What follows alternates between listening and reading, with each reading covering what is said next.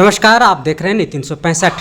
आपने बहुत सारे घोटाले के बारे में सुना होगा। चारा घोटाला, योजना घोटाला, सरकार की घोटाला आदि अनेक ऐसे घोटाले के बारे में आप सुने होंगे। लेकिन अनुकंपा के आधार पर ससुर के जगह नाम बदल करके दामाद को नौकरी में घोटाला का नाम कम सुना होगा। जी हाँ, आपने सही सुना। 2020 में गोंदा थाना में एफआईआर दर्ज होने के बाद भी आज भी पीड़िता दर दर की ठोकरें खा रही है। सारा सच्चाई विभाग जानने के बावजूद भी आज तक संजय कुमार राम को अभी तक सरकार और न ही विभाग किसी भी तरह से संज्ञान में लिया है और न उस पर कार्रवाई की है। अब देखना यह है कि सरकार अगर इस पर कार्रवाई नहीं करती है तो इस तरीके का मामले कितने खुले हुए हैं और कितने लोग इस तरह के षड्यंत्र करके उनके जगह पर नौकरी कर रहे हैं। अब पीड़िता ने जिस तरह का आरोप लगाया है और उन्हें स्वीकृति की है संजय कुमार साहू ने कि हमारे ससुर जी के स्थान पर अनुकंपा के आधार पर हम नौकरी कर रहे हैं, ये विभाग भी जान रहा है और सरकार भी जान रही है, लेकिन अभी तक कोई संज्ञान नहीं लिया गया है। आइए देखते हैं क्या बोल रहे हैं। पहले मुझे पता नहीं था इसके विषय में। 2020 में हमने इनके खिलाफ में 498 का केस गोंदा थाना क्षेत्र से किया। मेरा आवास गोंदा थाना क्षेत्र में। हमारी बच्ची के साथ वो लोग हमेशा मारपीट करते थे, दहेज के लिए मांग करते थे। ठीक है, तो मैंने इनको गोंदा थाना क्षेत्र 498 का केस किया। केस करने के बाद इनको हम लोग कंप्रोमाइज़ करके मेरे से रिक्वेस्ट की कि बेल करा दो, तो कंप्रोमाइज़ करके रांची कोर्ट में इनका बेल भी करवाया, एंटीसिपेटरी बेल। उसमें इन्होंने वहाँ पे खुद से अपना एक बोला था कि हम लड़की को प्रत्येक महीना 10,000 रुपये खर्च के रूप में देंगे, है ना, अपने तरफ से। तो इस आधार पर हमने उनको बेल करवा दिया। बेल करवाने के बाद में वो जैसे ही यहाँ से गए अपने वादे से मुकर गए, कोर्ट को वादा किया हुआ वादा मुकर गए सामने देखिए। उसके बाद मैंने उनसे संपर्क करने की कोशिश की कि भाई आप जो कोर्ट पे जो आप बेल लिए हो उस पर आप अपना जो बयान दिए हो उस पर आप कायम रहिए। उसके बावजूद भी उन्होंने किसी प्रकार का कोई हम लोगों का मदद नहीं किया लड़की को। और उसके बाद में करीब पिछला साल 2024 में हमारे दामाद का भी देहांत हो गया है, यही ऑर्किड अस्पताल में ब्रेन हेमरेज की वजह से। उनके 2 छोटे छोटे बच्चे हैं जिनका पालन पोषण भी अभी हम ही लोग कर रहे हैं रांची में रख करके। उनके तरफ से कोई भी किसी प्रकार का भी कोई मदद, कोई सहयोग नहीं है। हम लोग संपर्क करने की कोशिश करते भी हैं तो वो लोग संपर्क करना नहीं चाहते हम लोगों से। उसके बावजूद फिर हम लोग ये हमारा जो है सामाजिक कार्यकर्ता जो धीरज कुमार सिन्हा जी हैं, ये हमारे मित्र भी हैं, तो हमने इनके पास अपनी बातों को रखा। इनके कैसा सा मामला है, थोड़ा सा आप भी बात करिए। तो इन्होंने बात किया अपने स्तर पे। तो जो इन्होंने बात किया तो बात करने के बाद इनको जो मैटर बताया कि हमको इसको पैसा देना पड़ता है, उसको पैसा देना पड़ता है, तो मामला वहीं से उजागर हुआ कि भाई आखिर इनको पैसा देना क्यों पड़ता है। तो वो बोला कि भाई हम नौकरी जो है सो उसके जगह पर हम नौकरी कर रहे हैं। तो हम लोगों ने मजाक में समझा कि ऐसा कुछ थोड़ी होता है। लेकिन फिर जब सही में कुछ हम लोगों को देन नहीं कर लगा तो उसका पीछे हम लोग भाई उसका जांच की प्रगति पे हम लोग लिखे बढ़िया पदाधिकारी लोगों को कि ऐसा ऐसा मैटर है जिसमें कि इनका जांच किया जाए। तो जांच प्रतिवेदन में सारा कुछ जो सामने आया अपने समक्ष रखा गया है। और उनके पर जो 498 का केस है उस पर भी बहुत आगे कार्रवाई हुई है, लेकिन वो भी उसमें भी भगौड़ा बोल के घूम रहा इधर उधर। और प्रशासन भी उसको कहीं ना कहीं उसको मदद मिल रहा है प्रशासन की ओर से, जो अभी तक गिरफ्तारी भी नहीं हुई है। केस जो मैंने किया 2020 में गोंदा थाना क्षेत्र में, केस नंबर है 8/2020। क्या मांग करते हैं? मैं यही मांग करता हूँ कि इसको जल्द से जल्द इनके जो जहाँ पे काम कर उसे पदमुक्त किया जाए, इनको बर्खास्त किया जाए, ताकि जो न्याय मुझे नहीं मिल रहा तो इनके और भी जो प्रशासन को धोखा देके, कानून को धोखा देके जो नौकरी कर रहा है उनको बर्खास्त किया जाए। हमारा यही मांग है। जो अपनी बेटी को आपने दिया था तो उसके बाद आपको मालूम नहीं था कि वो फर्जी नौकरी? जी नहीं, उसमें मुझे कोई मालूम नहीं था। ये मालूम कब चला? 2020 जब केस मैंने किया उसके बाद। केस कब किए? जैसे 2020 में जब लेन देन की मामला हुआ तो लेन देन का मामला कुछ नहीं हुआ। जब मारपीट करते थे बच्ची को तब हमने उनको यहाँ पर दहेज मांगते थे उनसे, तो हमने 498 का केस किया था गोंदा में। ऐसी बिना जानकारी का क्या चीज़ है? मैंने इस तरह की जानकारी नहीं इसका था। कोई जानकारी नहीं था उस समय। तब की जानकारी कैसे हुआ? वही तो मैं बोला, जब 498 केस में जब वहाँ पे कोर्ट में उन्होंने बोला कि हम बच्ची को हर महीना 10,000 रुपये देंगे, ठीक है। तो कोर्ट में जब बेल करवाने के बाद भी कुछ जब नहीं देना चालू किया तो हमने अपने मित्र को बोला कि आप थोड़ा सा आप भी बात करिए अपने स्तर से, ताकि उनको बच्ची को थोड़ा कुछ मदद मिल जाए।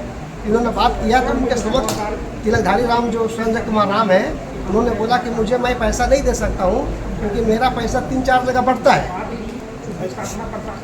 तो मेरा जो है मैं अपने साला को देता हूँ, मैं अपनी समधिंग मेरी सास को देता हूँ। इन्होंने बोला संजय धीरज कुमार सिन्हा ने, भाई ऐसा तो होता नहीं कि आप साला को हर महीना पैसा दीजिए, कहीं मदद करना अलग बात है, और हर महीना पैसा देना ये तो कोई समझ से बाहर है। तब हम लोगों को कहीं ना कहीं शक हुआ और उसके प्रति हम लोग जांच के लिए मांग किया वरीय पदाधिकारी से, जो जांच करने के बाद में हम लोगों के पास में सारा ये जांच में आया कि जो हम लोग मांग किया था वो सारा सही है, वो फर्जी के रूप में काम कर रहा है। अपना परिचय। मेरा नाम राजेंद्र राम हुआ, कांके रोड मेरा आवास हुआ। कुर्ता पजामा पहन के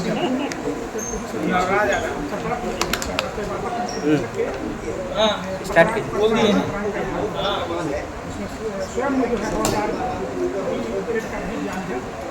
बोलिए भैया, क्या मामला है?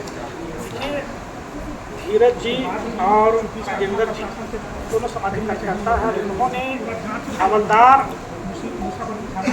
मटा मोटी जो एक फर्जी रूप से नौकरी का वेतन इन्होंने आवेदन के माध्यम से करवाया है। सबसे पहले तो इन्हें आप लोगों के साथ साथ धन्यवाद देते हैं। इन्होंने फर्जी नौकरी का वेतन इस राज्य में किया है, तो लोगों को रोजगार नहीं मिल पा रहा है। दूसरे लोग फर्जी नौकरी जो है 32 साल 33 साल 30 साल से कर रहे हैं। एक हवलदार है, इनका नाम संजय कुमार राम है, और वह है अपने ससुर को मृत्यु के बाद अनुकंपा के आधार पर नौकरी कर रहे हैं। नियम था उनको बेटा की नौकरी होना चाहिए था, लेकिन बेटा की नौकरी तय करके दामाद नौकरी कर रहा है। कहीं ना कहीं इसमें चाहे तो लेन देन के मामला हो या साजिश करके हुआ है, और पूरे डॉक्यूमेंट्स में छेड़छाड़ की नौकरी जो है संजय कुमार राम कर रहा है।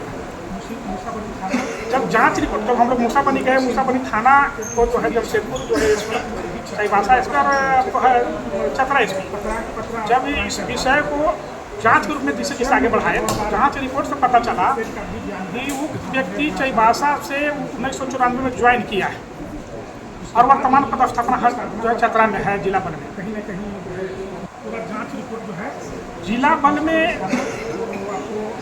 जब ज्वाइन वहाँ थे, तब लगातार कई बार इन्होंने वहाँ के पुलिस अधीक्षक से भी संपर्क किया कि हजूर ऐसा ऐसा मामला है, चूँकि ये व्यक्ति जो है फर्जी रूप से नौकरी कर रहा है, लेकिन कोई कार्रवाई नहीं हुआ।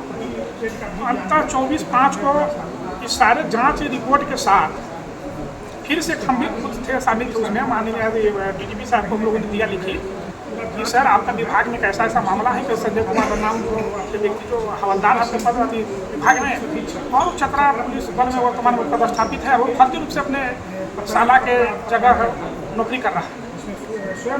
5-6 महीना बीतने के बाद भी आज तक कार्रवाई नहीं हुआ। कहीं न कहीं इस बात से स्पष्ट होता है कि पुलिस विभाग इसमें कहीं कहीं संलिप्त है, संजय कुमार राम को बचाने में लगा हुआ है। जो दुर्भाग्य कहा जा सकता है कि वो 31-32 वर्षों में लाखों करोड़ों रुपया जो सरकार के वेतन उठाया, और आज जांच रिपोर्ट में दोषी होने के बाद भी खुद उसका ज्ञान स्वीकृति होने के बाद उसका उन्होंने भी कहा कि हाँ हम अपने साला के जगह पर नौकरी कर रहे हैं। ये सारे बयान आने के बाद भी जांच रिपोर्ट जो है प्रमाणित होने के बाद भी अगर लोग नौकरी कर रहा है तो कहीं ना कहीं सावलिया निशान सरकार और पुलिस प्रशासन को खड़ा होता है।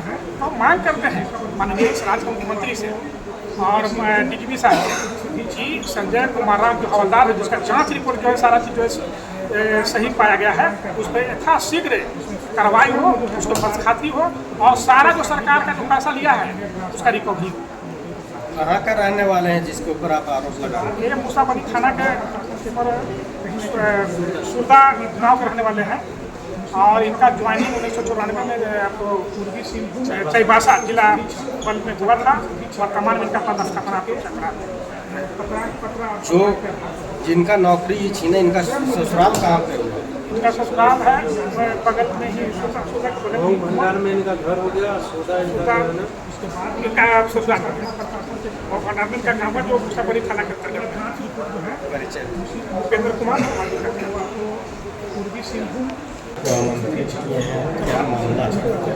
मामला बहुत ही संगीन है।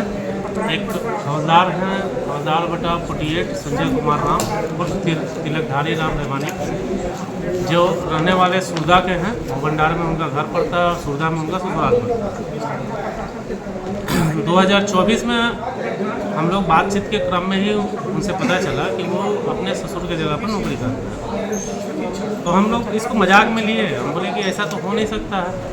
बोले कि नहीं, ऐसा ही है, जिस कारण से जो है हमको अपने जो तनख्वाह मुझे मिलता है हर माह, उसको 3 जगह जो है बांटना होता है। हम बोले कि किसको किसको, तो बोले कि हमको अपने सास को भी देना पड़ता है और साला को भी देना पड़ता है।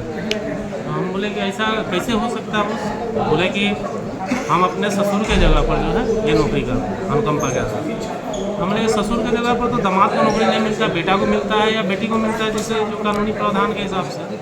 तब वो उसका बताया कि नहीं, हम अपने ससुर के जगह पर ही नौकरी कर रहे हैं। तो हमको कहीं ना कहीं बू आई, तो मैंने उनके बारे में डिटेल्स खंगालना चालू किया। तो उनका राशन कार्ड, आधार कार्ड, पैन कार्ड, इन सब चीज़ों में जो है मुझे फर्जी जो है दिखा। तो मैं वरीय पदाधिकारी लोगों को पत्र लिखा, माननीय मुख्यमंत्री जी को, राज्यपाल जी को, उसके बाद डीजीपी साहब को, वहाँ के जो है आयुक्त महोदय को, उपायुक्त महोदय को, पुलिस अधीक्षक महोदय को, सब लिखने के बाद तब इनके ऊपर जो है जांच कार्रवाई जो है शुरू किया गया। चतरा के पुलिस अधीक्षक महोदय जो है लिखे चाईबासा को, और चाईबासा जो है लिखे पुलिस अधीक्षक ये क्या बोलते हैं जमशेदपुर को। तब जांच के क्रम में मुसाबनी थाना इन्वॉल्व हुआ, उसमें चंदन टुड्डू जी जो है उनको केस आईओ बनाया गया। तो उन्होंने जांच के क्रम में पाया कि ये आदमी सही में फर्जी नौकरी कर रहा है, जिसमें वो अपना स्वीकृति बयान भी जो है अपना उसने माना। 6 महीना हो गया जांच हुए, और इस बीच में करीब हम 5 बार 6 बार जो है चतरा भी गए, आखिर क्या कार्रवाई हो रहा है। लेकिन 6 महीना से जांच रिपोर्ट को भी जो है ना दबा के वहाँ पर रखा गया है। वहाँ का जो पुलिस लाइन के मेजर साहब है, उनका जो है मुख्य भूमिका है इसको दबाने में, क्योंकि हम लोग भी बातचीत के क्रम में जो है पता चला कि ऐसा जो है वो कर रहे हैं। फिर हम लोग जो है अभी हाल फिलहाल जो है पिछले माह जो है 29 तारीख को हम लोग डीजीपी साहब के यहाँ जाके मिलके और ये सारा जांच हम लोग जो दी। फिर डीजीपी साहब से लेटर भी हम लोगों को प्राप्त हुआ। अब देखिए कार्रवाई कहाँ तक जाती है। उनका ससुराल वाले लोग का क्या कहना है? किनके ससुराल वाले? जो हवलदार जो संजय कुमार राम है उर्फ तिलकधारी राम रेवानी, उनमें उनकी सास की संलिप्तता है, क्योंकि उनका साला भी जो है संजय कुमार राम, ओरिजिनल संजय कुमार राम, वो भी फर्जी नौकरी ही कर रहा है। उसने अपने माँ का नाम जो है रुक्मणी देवी लिखा हुआ है, और बाप के जगह में जो है अपने चचा का नाम जो है लिखा है। और वो पहले जो है एक माइंस चलता था वहाँ पर, सुधा माइंस, उसमें जो है वो नौकरी प्राप्त है। आप फर्जीवाड़ा को उजागर कर रहे हैं? जी, फर्जीवाड़ा। अभी तक जो कार्रवाई हुई उससे आप कितना संतुष्ट हैं? देखिए, संतुष्टि जांच तो कर लिया गया, लेकिन संतुष्टि इसलिए नहीं मिल पा रहा है कि 6 महीना जिस रिपोर्ट को सारे प्रशासन को ये मालूम है कि ये आदमी फर्जी है, तो अविलंब उसको बर्खास्त क्यों नहीं किया जाए? आखिर किन किन लोगों का जो है संलिप्तता है? इस तरह का जो है एक तरह से राज्य के पैसे का दोहन हो रहा है। जिसको अधिकार मिलना चाहिए उसको मिला नहीं, और ये फर्जी तरीके से नौकरी करके जो है उस पैसे का जो है दोहन कर रहा है। तो इसके लिए तो 3.25 करोड़ जो भी झारखंड की जनता है, इन्हीं के टैक्स के पैसे से जो है पुलिस प्रशासन या किसी भी विभाग को जो है पैसा जाता है। तो कहीं ना कहीं इस पैसे का दुरुपयोग किया जा रहा है।